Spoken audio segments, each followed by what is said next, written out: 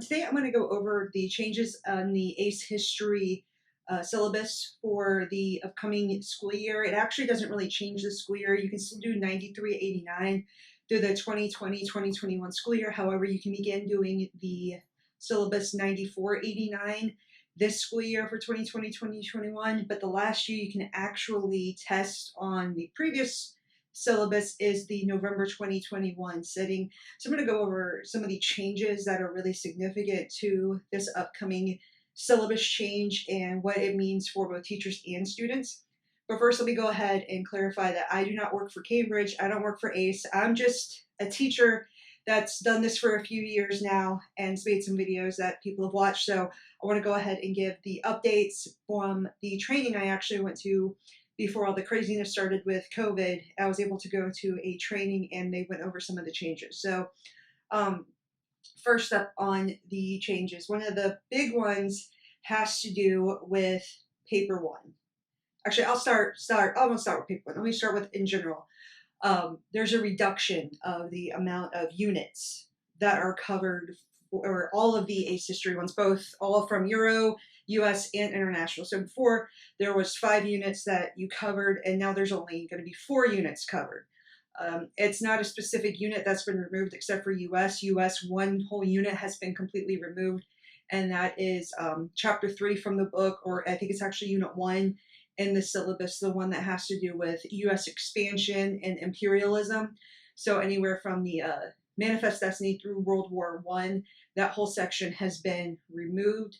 The unfortunate thing about that is that if you teach international, or if your students have taken international history and they're going to be taking US at the AS level, that was the one chapter that had carryover with a international history.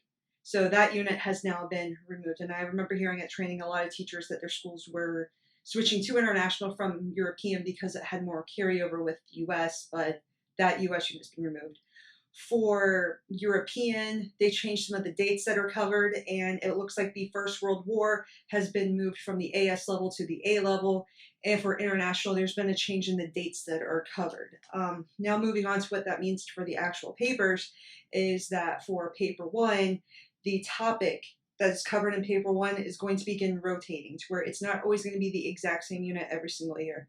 For instance, for US, the topic always covered has been causes of the Civil War. That is now going to rotate, where it will not always be the paper one topic. Now, I believe that will be the paper one topic for 2020, 2021, and for if you're doing 9489 syllabus, and also for the 2021, 2022 school year, that should be the same topic. So whatever your original paper one was for whatever your topic is, that should be staying through 2022, and then it begins rotating, and it rotates in orders of the unit.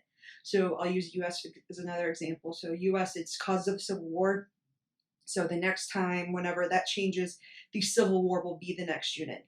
That's also explicitly stated in the 9489 syllabus, where it gives you an outline. So if you want to see exactly what that will be or when, go ahead and check that out. That will be very helpful.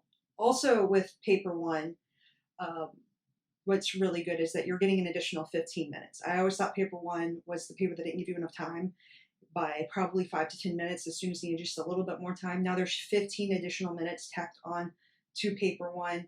And additionally, there's 15 minutes tacked on to paper two, which is, I don't know, I don't necessarily think that was absolutely necessary, but it can't hurt, right? A little bit extra time for the students is great. For paper twos, there will only be 3 units that they're tested on, so 3 questions that you have to answer the 2 parts for both questions. So there'll be 3 questions where the students will pick 2 of them and answer both the A and B for it. On the years that whatever the paper one unit is will not have a question in paper 2. So on the year where the Civil War and Reconstruction is the paper one topic, that will not be an option for students to answer for paper 2. Instead, causes of the Civil War will be added as a paper 2 topic that they can answer. So that rotates with the paper one. So whatever the paper one topic is will no longer be in paper 2. So they only have the 4 or 3 units instead of the 4, like normal for paper 2. So that might make it a little bit easier for them. Also, another big change is that the rubrics have changed and have been made a whole lot clearer. This is a really good change. It makes it very, very clear to see exactly what you have to do to get each one of those levels on your papers. It's not, the wording's not as ambiguous as it was on the current, or is on the current syllabus. So that's another positive change. And once again, all those things are in the brand new syllabus. If you get a chance to look over it and read it, it's really, really good. So it looks like this is a positive change for AICE history. Now, if your favorite topic has just been deleted off of one of these units, that stinks. Or if your school transitioned to doing international history to help with U.S. history, that's unfortunate, because like I said, the one U.S. unit that really linked with international was just removed. So that stinks. And another thing I want to highly recommend, especially for US, I haven't had a chance to look at the international book, which is the other one I teach, is get the new book. It's the new book. It has, eliminated the third chapter, which was the one on the expansion of the United States and imperialism. However, there are more pages in this.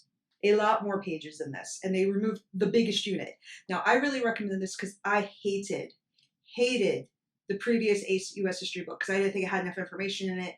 And I know you're supposed to pull from other sources, which is fine, but I felt there was a lot of times where there was like maybe something that was a sentence, like the Crittenden Compromise, which was one of the paper one topics, which was just is a passing sentence, and it was an entire paper topic.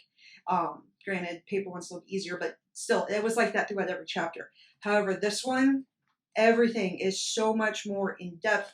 This feels like it has the information needed for students to pass the test through really studying the book and really using the book as, or really using the book as a guide. And you're not going to get something that it was like, I didn't even think about really going into that, which I found to be a really big problem in previous AICE years with some questions that just seemed like they came out of nowhere, or that they were a blurb in the book that took less than a sentence or 2 sentences, and that was it. So this is a great book. So you're definitely going to want to get the new book. It is definitely useful. It's more than just cutting out whatever the unit is in the years, at least for US. Like I said, I haven't had a chance to look at the international book yet, but I highly, highly recommend doing this. And based off of the training I went to and having taught and done the testing for syllabus 9389 and now looked at 9489, I know I'm highly recommending to my administration, and I planning on teaching doing 9489 for the syllabus from here on out, because it's just an improvement. So go open up the website, pull the 9489 syllabus, read over it. It's so much better, and it's for all the units basically.